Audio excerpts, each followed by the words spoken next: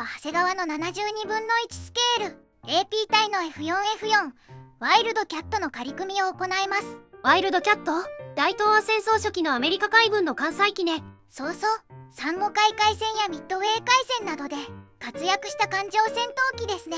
冷戦には苦戦したみたいですね。苦戦したらしいですが、最近は再評価する流れすらある。再評価？当初から強固な構造をしていたみたいだけど、搭乗員の意見を取り入れ、防弾ガラスや操縦席後方の防弾鋼板などを追加したとか。グラマン鉄鋼所ってやつね。やがてアクタンゼロによる解析が進み、アクタンゼロ？アリューシャン列島のアクタン島に不時着した冷戦21型を露獲したもの。ふむふむ。この機体を修理してテスト飛行を行って冷戦21型の弱点を解析したとか。それで冷戦21型の弱点とは？高速飛行時の運動性の低下と急降下性能の低さって言われてます。ワイルドキャットの方が急降下性能が上だったわけね。なので後ろを取られても慌てずに急降下で逃げる。撃たれても防御力があるのでそう簡単にはやられないかもね。ってことね。その後サッチウィーブやロッテ戦術などを駆使しキルレシオも改善していったみたいね。ところで今回は AP 隊ですね。そうそう、1994年販売のキットです。72分の1スケールの対戦機をリニューアルしたり新作を立て続けに出したシリーズですね。こちらは新作として出たのね。最初に今回紹介する F4F4 が出た翌年 FM1 と F4F3 も発売された。それぞれの違いは？ F4F3 の方が最初に配備された型式で F4F4 は主翼の折りたたみ機構を採用した機体、 FM1 は F4F4 をほぼコピーした機体でジェネラルモーターズ社が生産した機体のようです。機体の改良とは前後してますね。その後限定でカール版でイギリス海軍機仕様のマートレットなども発売されている。他のメーカーからも出ているの？有名メーカーのみですが時系列で紹介しますね。お願いします。まずは1964年にエアフィックスから出ている。いつものように最初は袋キットでの発売ですね。同年日本の青島からも出ている。1990年代まで発売されていたキットね。翌年の1965年にはレベルからも出た。型式は F4F4 のようですね。主翼が折りたためる方ね。1967年にはホークからも出ている。こちらは後にテスターに OEM されている。冷戦を撃墜してますね。1972年にはフロップからも出ている。こちらはソ連にて生産をしていた時期に金型が旧東欧圏に流出した関係でノボやイースタンエクスプレスからも出てるわけね。1987年にはアカデミーからも出ている。このキットはフロップのオマージュと言われています。投稿者も発売時に買いました。400円とかだったような。そして1994年に今回紹介する長谷川から発売された。こちらはドラゴンに OEM されているわけね。2004年にはチェコのソードからも出ている。こちらは FM2 のようですね。AZ モデルなどに OEM されてますね。翌年の2005年にはホビーボスからも出ている。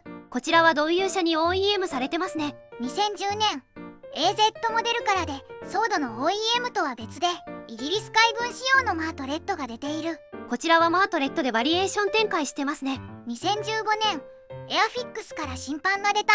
いわゆる赤箱ね。こちらも冷戦を落としてますね。最後はアルマホビーで2020年に出た。こちらはバリエーション展開されてますね。まずはパッケージ内容を確認するのだ。お願いします。パッケージイラストは着艦中の F4F4 ワイルドキャットなのだ。マーキングからだと第9戦闘飛行隊所属機ね。大西洋艦隊の空母レンジャーの艦載機かしら。では中身を開けていくのだ。グレーのランナーが3枚、透明パーツが1枚、デカール、組み立て説明書なのだ。塗装図、マーキングは2種類。アメリカ海軍第9戦闘飛行隊所属機、アメリカ海軍第6戦闘飛行隊所属機となる。なるほど。部品点数は41点。この頃の長谷川の標準構成ですね。部品点数も少なめですぐに形になりそうね。では長谷川72分の1スケール F4F4 ワイルドキャットの仮組みを始めるのだ。最初に操縦席なのだ。ふむふむ。操縦席は全部で4パーツ。操縦席床に座席と操縦桿、計器パネルなのだ。計器パネルはデカール表現ね。そうなのだ。パイロットはついてませんね。キャノピーの開閉選択もできないみたい。まあある程度のディテールがあるので大丈夫なのだ。なるほど。次はエンジンですね。エンジンは2パーツ構成となる。前から見える範囲が再現されている。次はプロペラですかね。プロペラも2パーツ構成となる。プロペラに軸がついている感じです。この構成だとエンジンに差し込むだけですね。ポリキャップがあればよかったけども、後々外れてなくしそうな不安がありますね。次は主翼と胴体なのだ。いわゆるしの字ですね。最初に胴体の組み立てとなる。ふむふむ。胴体は左右分割で2パーツ構成。まず左右胴体内側にクリアパーツを接着してから操縦席とエンジンを挟み込んで接着する。尾輪は胴体と一体成形ですね。そうなのだ。折れないように注意が必要かな。貼り合わせたらカウリング全部を接着ね。そうなのだ。胴体のモールドはどうでしょうか。大モールドになります。モールドははっきりしています。主翼はどうでしょうか。主翼は4パーツ構成。